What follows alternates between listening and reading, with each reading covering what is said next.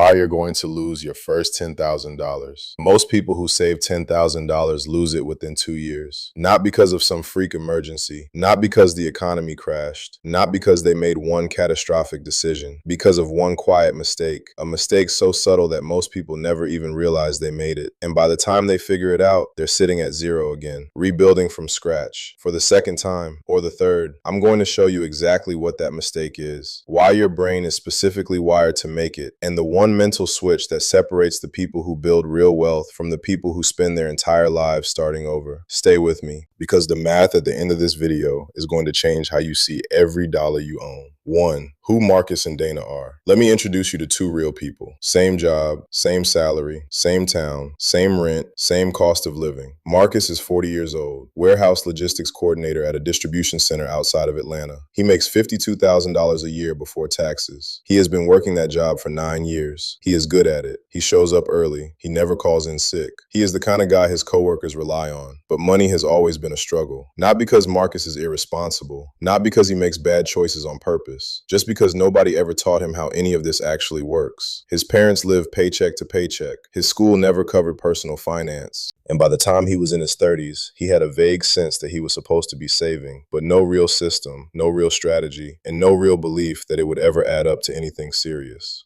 Then one day, Marcus decided enough was enough. He cut back on eating out. He canceled 2 subscriptions he barely used. He stopped buying things he didn't need just because they showed up in his feed. And over 11 months of real, uncomfortable, grinding sacrifice, he did something most people in his situation never do. He saved $10,000. Now meet Dana. She is 32. She works 2 desks away from Marcus, doing almost the exact same job at the exact same pay grade. She grew up in a similar situation, not wealthy, not financially educated, not handed anything. She figured most of this out on her own through trial and error, and a lot of late nights reading things on the internet she wished she had known at 22. Dana hit $10,000 the same month Marcus did. They celebrated together at lunch on a Friday, burgers and fries. Marcus picked up the tab because he finally felt like he could. 2 people, 2 identical bank balances, 2 completely different futures waiting for them on the other side of that lunch. 2. The moment everything diverges. The divergence didn't happen dramatically. There was no single moment where one of them made an obviously terrible decision while the other made an obviously brilliant one. It happened quietly, over months, through a series of completely ordinary moments that felt completely reasonable at the time. Marcus looked at his $10,000 and felt something he hadn't felt in years. Relief. Pride. Like he had finally crossed the finish line he had been running toward his entire adult life. For the first time since he could remember, he wasn't broke. He had a cushion. He had options. He had made it. That feeling, that specific feeling of finally arriving, is exactly where the trouble starts. Because 3 months after that celebratory lunch, Marcus's transmission died. Now here's the thing. This was a real emergency. He needed that car to get to the job that paid his bills. There was no other option. He pulled $4,000 from savings and got the car fixed. Completely defensible, completely reasonable, arguably exactly what savings are for. But here's the psychological landmine buried in that moment that Marcus never saw coming. The second that balance dropped from a clean $10,000 down to $6,000, something quietly shifted inside his head. The perfect, shiny, untouched $10,000 was already gone. The number was already broken. And once a number feels broken, the next decision gets a little easier, and the one after that gets easier still. Psychologists call this the what the hell effect. Once we break a target we were protecting, we stop protecting what's left. A dieter who eats 1 cookie figures the day is already ruined and eats the whole sleeve. A saver who pulls $1,000 off the top decides the streak is already broken and slowly spends the rest. 2 months after the transmission, Marcus's buddy planned a long weekend trip. Marcus had $6,000 in savings. He had been grinding for over a year. He hadn't taken a real break in longer than he could remember. He went. It cost him $1,200. Then a sale showed up in his feed for a bigger television. He'd been wanting one for 2 years. He had the money. He had earned one nice thing, $800. By spring, Marcus was back under $3,000. By summer, he was back at zero, and he never saw it coming because none of those decisions felt wrong. Every single one of them felt justified. Every single one of them made complete sense in the moment. 3. Dana's story. Dana's story over that same period looks completely different from the outside, but it didn't feel different from the inside. When Dana's car needed $400 of work that same winter, she felt the pull to use the $10,000. She felt it hard. That money was right there. It would have been so easy. Instead, she cash flowed the repair out of her monthly budget and packed her lunch every day for a month to make up the difference. When the group trip came up, Dana said no, and she felt a real sting saying it. She wanted to go. She liked those people. She deserved a break just as much as Marcus did. She just decided she wanted the future more than she wanted the weekend. When the TV sale showed up in her feed, she closed the tab. None of this was easy for Dana. That is the part of her story that never gets told. People look at someone who built wealth on an average salary and assume there's some secret, some trick,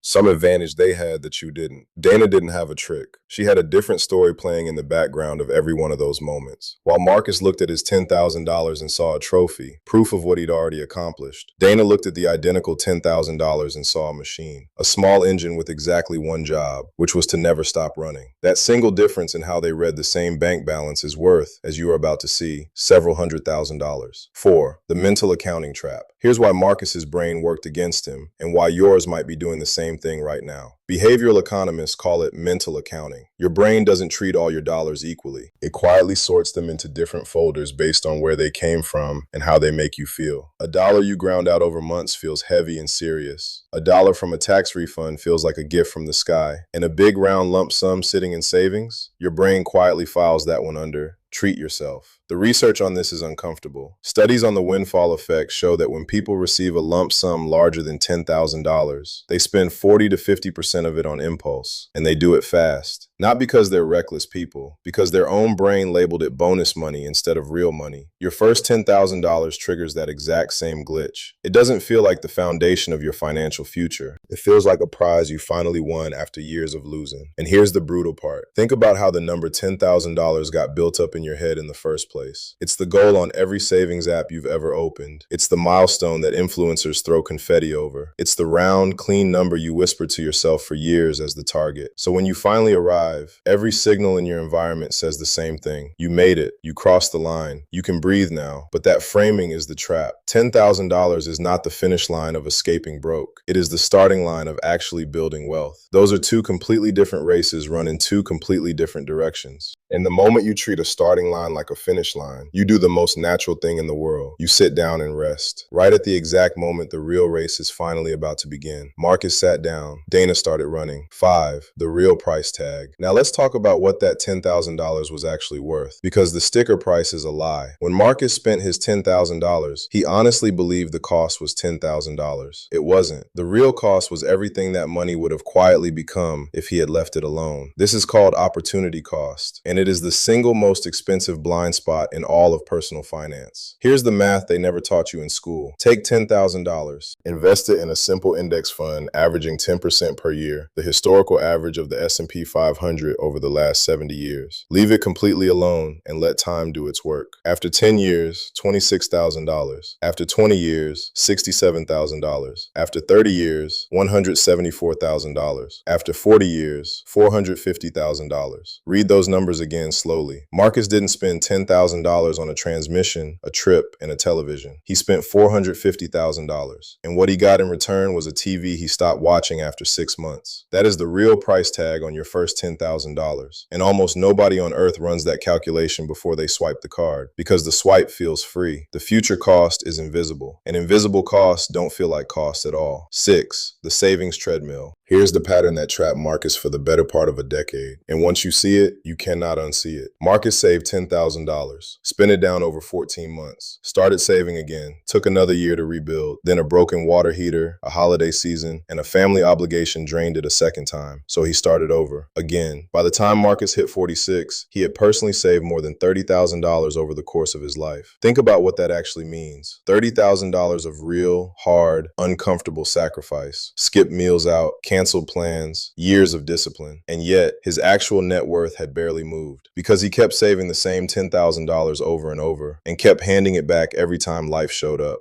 He was running as hard as he possibly could on a treadmill, sweating, exhausted, ending up in exactly the same spot every single time. Meanwhile, Dana saved her $10,000 exactly once. She never had to save it again because she never spent it. And while Marcus was resetting to zero for the third time, Dana's machine was quietly running in the background, compounding, growing, building, without making a sound. By the time they both hit 50, the coworker who said no to the weekend trip was sitting on a balance Marcus couldn't catch up to with a solid decade of overtime. Not because she earned more, she earned the same. Not because she was secretly a financial genius. They literally worked the same job 2 desks apart for years. She simply refused, again and again and again, to touch the machine.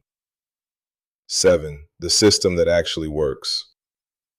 So how did Dana actually pull this off? Because she is not superhuman. She did not have infinite willpower. She wanted to go on that trip. She wanted that TV. She felt every single temptation Marcus felt. The difference is, she didn't rely on willpower. She built a system that made the right decision automatic. She moved her wealth seed, the money beyond her basic emergency fund, out of the account she checked every day, into an account that was deliberately inconvenient to access, out of sight, a few days away from her hands. She automated a small transfer every single payday. So the saving happened before she ever felt the money arrive. It was gone before she could spend it. And she gave that account a name, not savings, a real name. Future Dana, the machine. Something that made it feel like a promise she had made to herself, not a pile of cash sitting there waiting to be used. Willpower fails. Everybody's willpower fails eventually. But a good system doesn't get tired. It doesn't have weak moments on a Friday night when you're bored and something good is on sale. Marcus relied on making the right decision every single time he was tempted for years on end. Dana made the right decision once, built a system, and let that system carry her the rest of the way. That is the whole difference between a treadmill and a staircase. Your first $10,000 is not money. It is the seed of every dollar you will ever have. You're not going to lose it because of bad luck or a bad economy. You're going to lose it because your brain is hardwired to spend a prize and protect a tool. And nobody ever sat you down and told you to call this one a tool. Change that single label and you genuinely change the entire outcome of your financial life. Marcus is not the villain of this story. Marcus is most of us.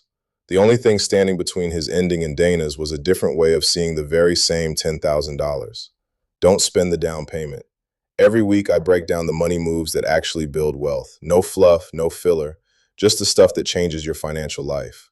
If this video hit different, hit subscribe.